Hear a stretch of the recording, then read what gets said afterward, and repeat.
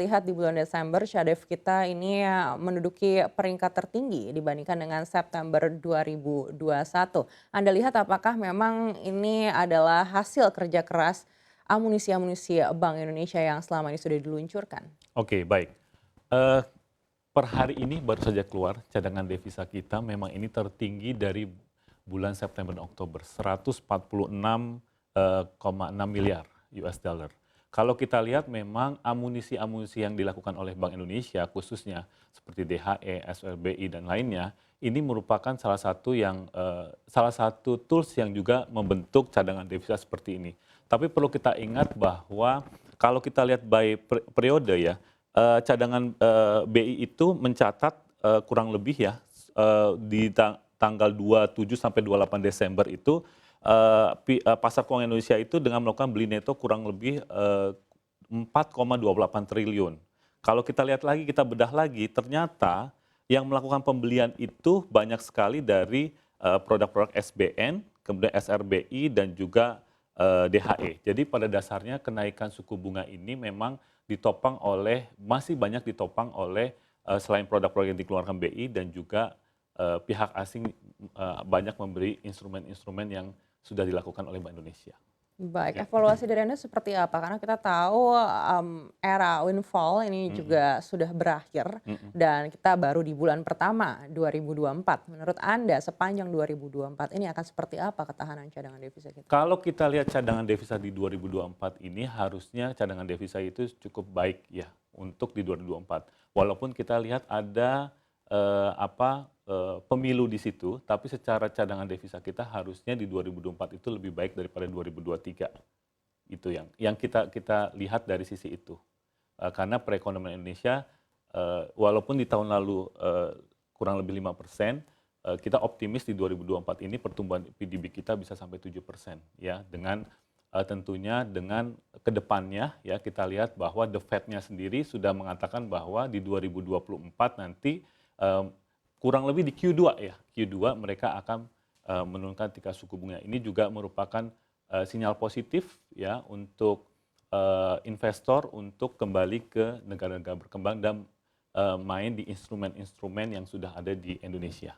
Baik, Pak Doni, Anda tadi optimistis sekali Ya, 2024 ini mungkin cadangan devisanya akan lebih tinggi dari ya, 2023. Padahal 2023 di bulan Desember saja sudah mencetak rekor tertinggi dibandingkan dengan 2021. ya. Lalu apa yang menurut Anda akan menjadi penopang utama di saat windfall sudah berakhir dan kita lihat ada pemilu yang sudah dekat di bulan Ya, Februari dan secara geopolitik ini juga masih terjadi ketegangan di Timur Tengah. baik.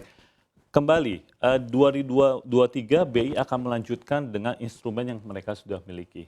Kita tahu ada namanya DHE, kemudian ada namanya SRBI, ya, kemudian juga ada, SVBI. Nah, hal ini juga, salah satu sinyal yang akan diteruskan oleh Bank Indonesia. Instrumen ini, perlu kita ketahui, baik itu DHE maupun, SRBI itu cukup bagus di 2023. Ini salah satu amunisi yang akan dilakukan oleh BI. Sehingga kalau kita lihat cadangan devisa pun ke depannya dengan ada amunisi ini, kemudian The Fed akan menurunkan tingkat suku bunganya, ini akan kemungkinan, kita optimis ya di 2024, cadangan devisa kita akan, lebih baik daripada 2023. Baik, artinya instrumen investasi dari Bank Indonesia dan juga kebijakan DHN ini masih akan menjadi penopang cadangan devisa kita di 2024 ini. Kita Betul. akan beralih ke Pak Kavi. Pak Kavi, apakah Anda sepakat juga dengan yang tadi disampaikan Pak Doni dan seperti apa tanggapan Anda dengan CADEV di bulan Desember yang tertinggi dibandingkan September 2021? Oh iya, terima kasih Mbak. Jadi saya sepakat dengan apa yang disampaikan Pak Doni bahwa bahwasanya capaian cadangan devisa yang tercatat hari ini 146 miliar USD ini memang melampaui ekspektasi ya. Jadi kalau di konsensus itu ada sekitar 139 sampai 140, tapi surprisingly cadangan devisa di bulan Desember mampu tercatat sebesar 146 miliar USD, which is ini tertinggi sejak September tahun 2021. Kita bisa melihat di sana bahwasannya terlepas dari adanya tekanan-tekanan eksternal, kemudian, berakhirnya windfall komoditas, ini rupanya ada instrumen-instrumen yang tadi disampaikan Pak Doni juga, ini mampu menjadi penopang cadangan devisa selama tahun 2023. Untuk 2024 kami melihatnya, dalam kerangka yang masih optimis meskipun memang tidak terlepas dari tekanan eksternal yang masih berlanjut. Dengan melandainya harga-harga komoditas ekspor utama kita, ini saya rasa, kita masih bisa mengambil celah dari peningkatan volumenya. Jadi ketika harganya melandai, volumenya yang ditingkatkan. Kemudian kalau dari catatan, neraca pembayaran Indonesia di bulan November sebelumnya, ini juga jasa juga sudah mulai, meningkat lagi terutama dari freight dan juga perjalanan wisata Wisman ya di akhir tahun. Kami melihat juga tahun 2024 ini juga bisa menjadi penopang, artinya, dengan adanya, semakin banyak kawasan industri khusus yang mampu menampung, vessel-vessel dalam, skala besar dengan tonase yang lebih besar, artinya, ada kemungkinan untuk jasa terutama dari freight, trade ini bisa menopang juga atau mendorong, menopang, cadangan devisa yang lebih baik lagi di tahun 2024. Meskipun tidak akan sangat signifikan karena tadi tekanan eksternalnya masih ada, tapi kami masih optimis, masih akan tumbuh di atas tahun ini, untuk tahun Mhm. 2024, Mbak. Baik, bagaimana dengan stabilitas rupiah? Evaluasi dari Anda seperti apa, Pak Kavi? Iya. Untuk stabilitas rupiah sendiri, di tahun 2023 ini kan kita menutup dengan, 15.397 ya, yang secara umum relatif terjaga dibandingkan negara peers.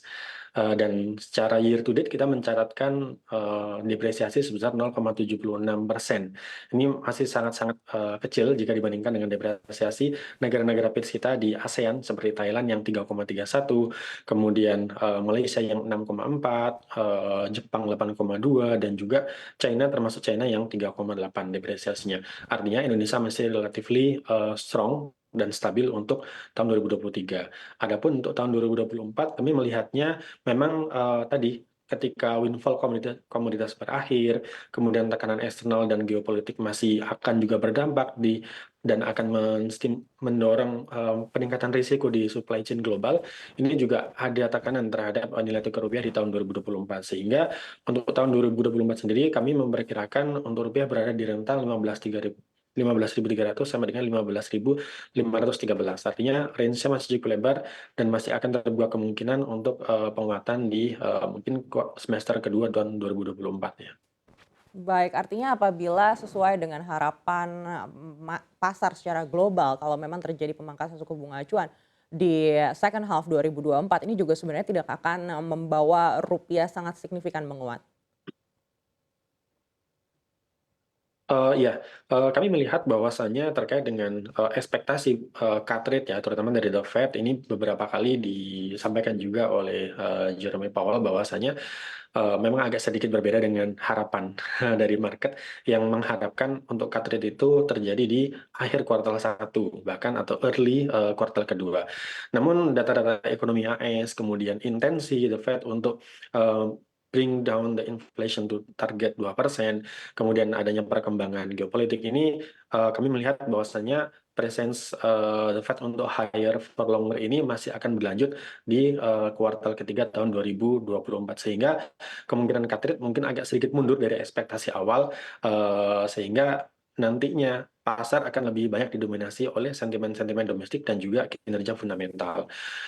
Dalam beberapa kesempatan, terutama di kesempatan terakhir rapat Dewan Gubernur sendiri, Pak Ferry juga sudah clean and clear menyampaikan bahwasanya, eee, objektif dari Bank Indonesia adalah untuk menjaga stabilitas rupiah dan juga, menurunkan inflasi di sasaran target 2,5 plus minus 1. Artinya langkah-langkah Bank Indonesia akan ditujukan untuk, mencapai sasaran target, 2 hal tersebut ya. Terlepas dari nanti realisasinya apakah target stabilitas rupiah, kemudian inflasi bisa terjaga sejak awal tahun bisa dipastikan stabil, otomatis nanti kemungkinan atau ruang, Bank Indonesia untuk menyesuaikan suku bunga acuannya juga akan lebih besar gitu ya.